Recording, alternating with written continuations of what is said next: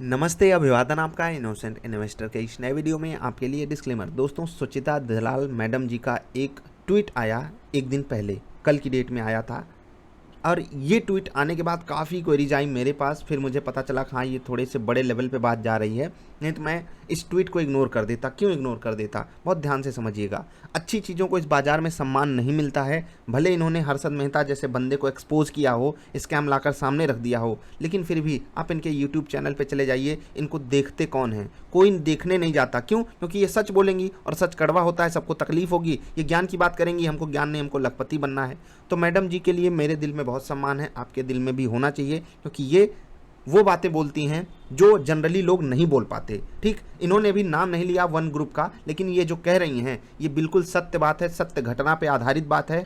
बहुत बुरी तरीके से कंपनियों में जो ये प्राइस रिगिंग होती है ना, बहुत बड़े लेवल पे होती है। मैंने आपको हमेशा बोला है, ऑपरेटर किस तरीके से रिटेल इन्वेस्टर्स को बर्बाद करता है, वही चीज़ें बिल्कुल सामने हमारे दिख रही हैं इस ग्रुप के साथ। बहुत बड़ा दानी ग्रुप है, ठीक है, अच्छी बात है, बहुत अच्छा काम उन्होंने देश के लिए किया है, अच्छी बात है। लेकिन उस ग्रुप के स्टॉक्स में जो हो रहा है, जो बड़े प्लेयर्स कर रहे हैं, वो रिटेल इन्वेस्टर के हित में नहीं है। अभी आपको दिख रहा होगा चारों तरफ प्रॉफिट प्रॉफिट प्रॉफिट।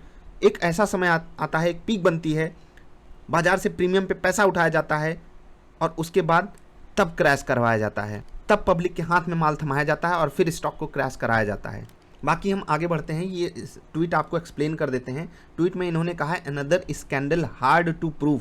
एक और स्कैंडल आ गया है जिसको प्रूव करना काफ़ी कठिन है। आउटसाइड दी ब्लैक बॉक्स, मतलब ब्लैक बॉक्स एक ऐसी चीज़ होती है जिसके अंदर बहुत ही गुप्त चीज़ें हो रही हों, बहुत गुप्त चीज़ें, आप उसको डिकोड नहीं कर सकते। Of information available with SEBI tracking systems is the return of an operator of the past who is relentlessly rigging prices of one group. Direct और इनडायरेक्ट वे में मैडम जी का ये कहना है कि यहाँ पर जिस लेवल का स्कैम स्कैंडल हो सकता है उसे हम अभी ना समझ सकते हैं और ना ही प्रूव कर सकते हैं। डायरेक्ट वे में ये यही कहना चाहती है, आप इसको इनडायरेक्ट वे भी समझ सकते हो। रिटर्न एंड ऑपरेटर की जो यहाँ पर बात हो रही है, भाई साहब, आपको खुद नहीं लगता ये प्राइजेस जो हैं धनी ग्रुप के कितने भयंकर तरीके से, दानी ग्रुप के कितने भयंकर तरीके से ऑपरेटेड हैं? आपको नहीं लगता? और ये हो क्यों पा रहा है ये भी आप समझ लीजिए। मैं हमेशा आपको बोलता हूँ, डिमांड एंड सप्लाई का खेल हमेशा चलेगा, ठीक है। अगर 100 शेयर्स की डिमांड है, ठीक, और सप्लाई सिर्फ 50 शेयर्स की है, तो ऑफकोर्स सी बात है, प्राइस जो है वो बढ़ जाएगा। सप्लाई करने कौन आता है? Retail investor. 10, 50, 100 शेयर आकर बेचना चाहेगा, वो 50 शेयर का ऑर्डर लगाता है सेल करने का, खरीदने वाले 100 खड़े हैं, तुरंत उसका शेयर ले लो, जाओ भैया निकलो। और ऐसा हो क्यों पा रहा है? क्योंकि बहुत बड़ा फंड इसके पीछे लगा है। अब मॉरिशियस कंट्री आप जानते हो ना, वो पूरे के पूरे उसके आसपास जितने देश हैं वहाँ से जुड़े कई म्यूचुअल फंड्स भारत में, DII शामिल हैं इसमें, FII शामिल हो सकते हैं, ऐसा मैंने डिकोड किया है। देखो, एक चीज़ याद रखना दोस्त, जैसे मैडम जी ने कहा ना कि हार्ड टू प्रूव, ये सारी बातें एक नोट पे मैं कह रहा हूँ, ना मैं प्रूफ कर सकता हूँ ना भी मैम खुद प्रूफ कर पा रही हैं। बात सही है, कंपनी होती है, उसका एक बिजनेस होता है, उस बिजनेस को देखकर हम पैसा लगाते हैं। लेकिन हमारे सामने भले ये स्कैम ना हो, भले ये कोई स्कैंडल ना हो, लेकिन जब इस तरीके से हम प्राइस को बढ़ते हुए देखते हैं, हमें एक चीज़ समझ में आ जाती है कि इस बाजार में, मैं आपको पहले बोलता था ना, ये फंडामेंटल एनालिसिस से बड़ी बकवास मुझे कुछ दिखाई नहीं देती। आप जाकर इस ग्रुप के कुछ स्टॉक्स का फंडामेंटल एनालिसिस करो, इतना भयंकर कर्जा है, प्रॉफिट कुछ आ नहीं रहा है, और P मल्टीपल 100 का है स्टॉक का। फ्यूचर, इतना भयंकर फ्यूचर मत देख लो भाई, क्योंकि यही स्टॉक्स हैं जो जब क्रैश करेंगे हवा नहीं लगेगी। क्या इस ट्वीट पे क्रैश कर जाएंगे? देखो, एक सेंटिमेंटल नेगेटिव बिहेवियर आ सकता है स्टॉक्स में, लेकिन ये स्टॉक्स क्रैश नहीं करने वाले। जब तक बाजार को सपोर्ट है, FII का जब तक बाजार को सपोर्ट है, मैं बाजार की बात कर रहा हूँ, इस ग्रुप की बात नहीं कर रहा हूँ, तब तक ये ग्रुप गिरने के बाद फिर से लौट कर आएगा। चाहे एक दिन गिरे, 2 दिन गिरे, या गिरे ही नहीं, हो सकता है गिरे भी ना, लेकिन अगर गिरता है, ये बहुत बड़ी बात है कि इन्होंने स्कैंडल यहाँ पर लिखा है, तो ऑफकोर्स सी बात है स्टॉक को गिरना चाहिए, एक रिएक्शन हमको दिखेगा, लेकिन वो रिएक्शन बाइंग में कन्वर्ट होकर रहेगा। आप इस चीज़ को नोट करके रख लीजिए। यहाँ पर जो सामने वाले लोग हैं वो हार नहीं मानने वाले हैं, वो प्राइस रिगिंग करते रहेंगे। वो ये दिखाना चाहते हैं कि नहीं, कुछ जेन्युइन तरीका है, कुछ अलग चीज़ हो रही है, किसी के कहने से स्टॉक नहीं गिर जाएगा, वो फिर से खींचकर लेकर जाएंगे प्राइस को ऊपर। ये आप नोट करके रख लीजिए। बशर्ते बाजार में FII DII का सपोर्ट बना रहना चाहिए, ग्लोबल मार्केट से हमारे लिए कोई नेगेटिव चीज़ें नहीं आनी चाहिए। आई होप आप बात को समझ गए। तो मैंने इतनी बातें, क्योंकि 1 मिनट में ट्वीट आगे भी थोड़ा सा पढ़ देता हूँ। देखिए, यहाँ पर आगे ये बात लिखी है, ऑल थ्रू फॉरेन एंटिटीज़। ये फॉरेन एंटिटीज़ की बात हो रही है, एफआईआईज की। प्लस जो मॉरिशियस से पैसा आता है ना देश में, वो कितने बड़े लेवल पे फ्रॉड होता है वो पहले भी प्रूव हो चुका है, आगे भी होता रहेगा। मैं ये चीज़ आपको कह भी सकता हूँ। वही जो बात मैं हमेशा कहता आया हूँ वही चीज़ इन्होंने भी लिख कर कही है। और अंत में इन्होंने लिखा है his speciality and that of a former finance minister, nothing changes. ये बात मतलब ऐसा होना चाहिए ना कि आप इससे इमोशनल हो जाओ। एज अ कंट्री शर्म आनी चाहिए आपको अपने ऊपर। क्यों आनी चाहिए? जब एक एक्सपर्ट आकर ये बात कहे कि नथिंग चेंजेस, 2008 से 2018, 2018 से 2021 नथिंग चेंजेस। ये घपला करने वाले, फ्रॉड करने वाले, ये भी अपने आप को एडवांस करते जा रहे हैं। हम कुछ कर सकते हैं क्या? एज अ कंट्री हम बहुत पीछे हैं इन सब चीज़ों में। और as a country, as a citizen of India, मैं हाथ जोड़ के रिक्वेस्ट यही करूँगा सेबी से कि अच्छे से अच्छी वॉच लगाए इस पर। नाइट वॉचमैन बनो, डे वॉचमैन बनो, ट्रैक करो चीज़ों को और बाजार में लोगों का भरोसा बरकरार रहने दीजिए। याद रखिएगा, यही चीज़ अपोजिट भी हो सकती है। मैं फिर से कह रहा हूँ, यहाँ पर बाइंग बाइंग बाइंग हो रही है, नुकसान नहीं हो रहा है लोगों को, इसलिए कंप्लेन करने वाले लोग नहीं आएंगे सामने। नुकसान किसको है भाई?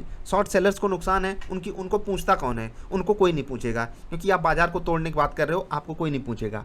लेकिन इसी का अपोजिट जब होगा ना, तब वहाँ पर लोगों को तकलीफ बढ़ेगी, फिर आपको बात समझ में आएगी। इसीलिए मैंने आपको हमेशा बोला है, दूर रहो, दूर रहो, दूर रहो, बहुत दूर रहो, बहुत दूर रहो।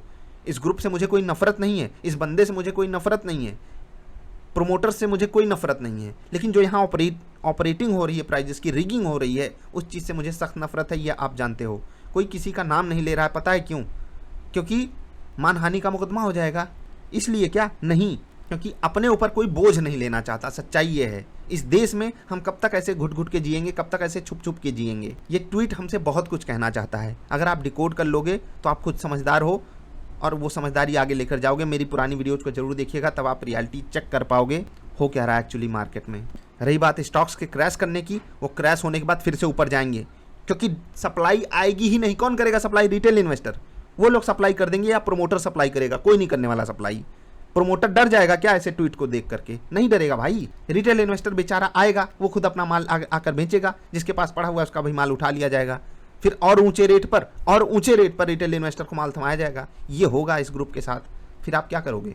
ये कड़वा सच है और उसको हमको डाइजेस्ट करना पड़ेगा। यही रियलिटी है इस देश की, इस समाज की। यहाँ पर कोई सच बोल कर भी, सही चीज़ के साथ खड़े होकर भी हर चीज़, हर डेवलपमेंट नहीं कर सकता है।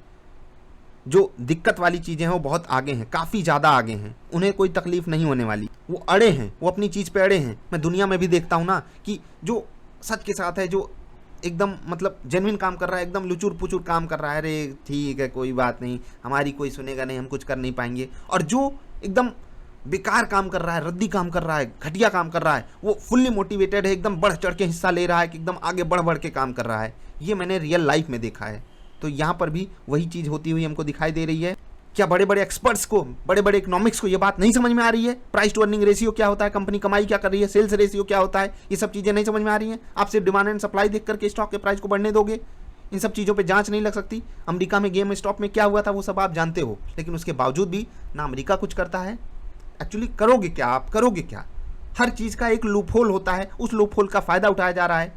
यहाँ पर भी हम कुछ कह थोड़ी सकते हैं। हम किसी को मना कर देंगे क्या, भैया ये स्टॉक मत खरीदो, या से भी मना कर देगा? नहीं कर सकता। दिक्कत यही है कि इंडिया में जो रूल्स एंड रेगुलेशंस हैं उनमें लूप होल्स बहुत हैं।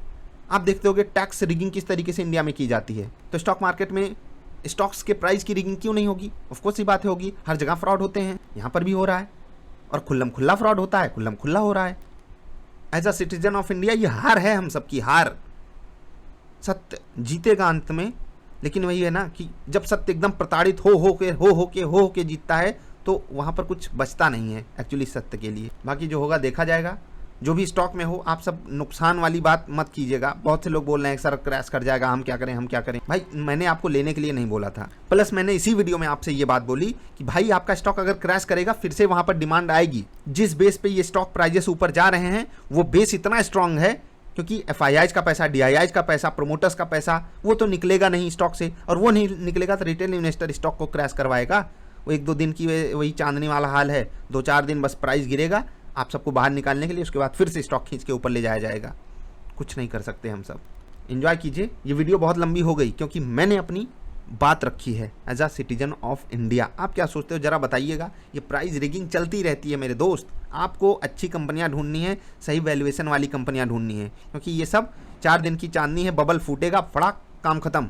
जैसे आरबीआई बोल रहा था ना बाजार में बबल है, असली बबल यहाँ पर है, वो बबल दिखना चाहिए। आरबीआई को बोलना चाहिए था दानी में बबल है, तब तो हमें बात एकदम डाइजेस्ट हो जाती। चलो भैया आप सही, एकदम सही चीज़ पकड़े हो। ये सब चीज़ें कोई आकर बोलता क्यों नहीं? कोई बड़ा इंस्टीट्यूशन क्यों नहीं बोल रहा है? बोलना चाहिए, बड़े बड़े लोगों को भी इस पे आकर बात कहनी चाहिए।